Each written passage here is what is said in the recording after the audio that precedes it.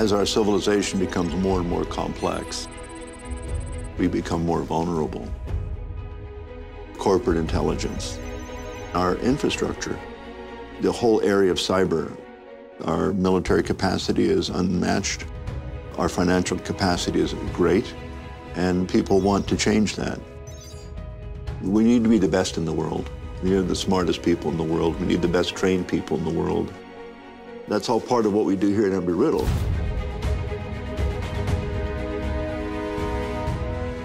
My father worked electronics intelligence with the Air Force, and my grandfather worked human intelligence.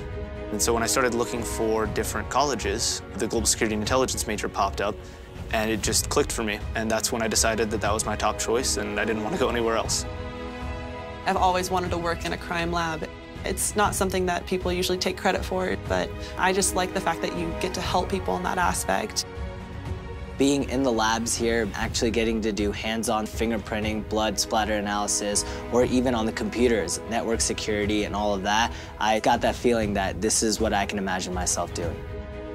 Our professors here on campus have so much experience because they actually did it in those industries, in those agencies, and that's something that you can't find everywhere. One of my favorite classes is my counterintelligence course with Professor Austin. She has turned this whole theory of counterintel into an actual practice. So they're put in a squad. They're given one piece of paper. Build a spy. Build something that fleshes out this individual. Halfway through the semester, we follow another group's spy. They do a surveillance exercise. They do an interview. What else can we find out about him? And they try to elicit information. We act as an intelligence agency so we can see if we can recruit them and get that money from that agency to recruit them.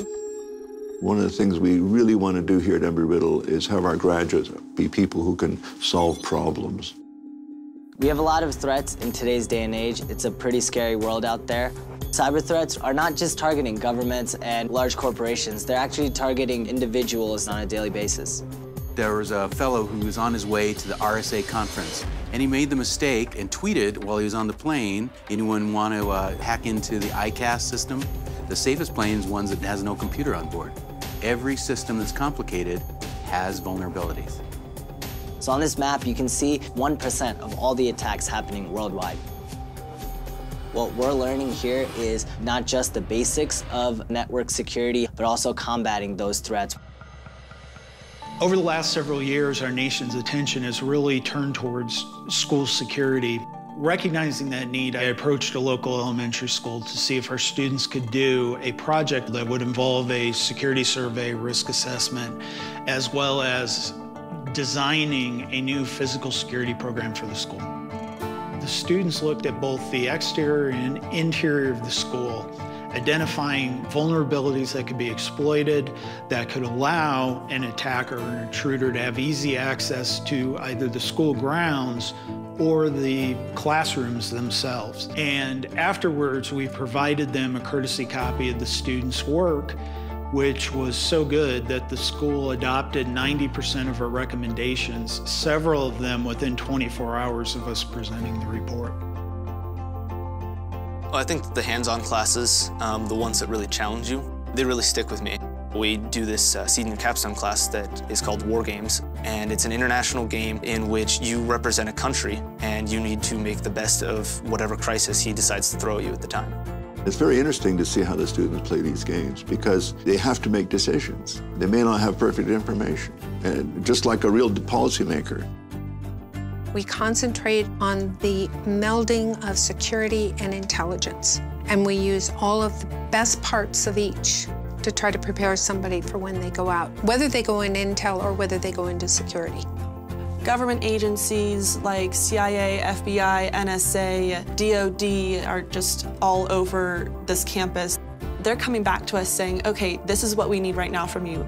This is the curriculum we're looking for. This is how your resume will be put on the top of our stack. And we actually will change our curriculum to better suit all of the agencies that come back to us. What we do here at Embry-Riddle is prepare students to fill this need that our country is going to have long into the future. A student who comes here is serious, who looks for the opportunities, who stays in touch with what's happening in the world, who does well, is going to find a job. And we think that within about a year after graduation, more than 90% of our students are employed. It's an incredible experience to even be at this university. It clearly has paid off. I'm actually doing something that I want to do and for the rest of my life.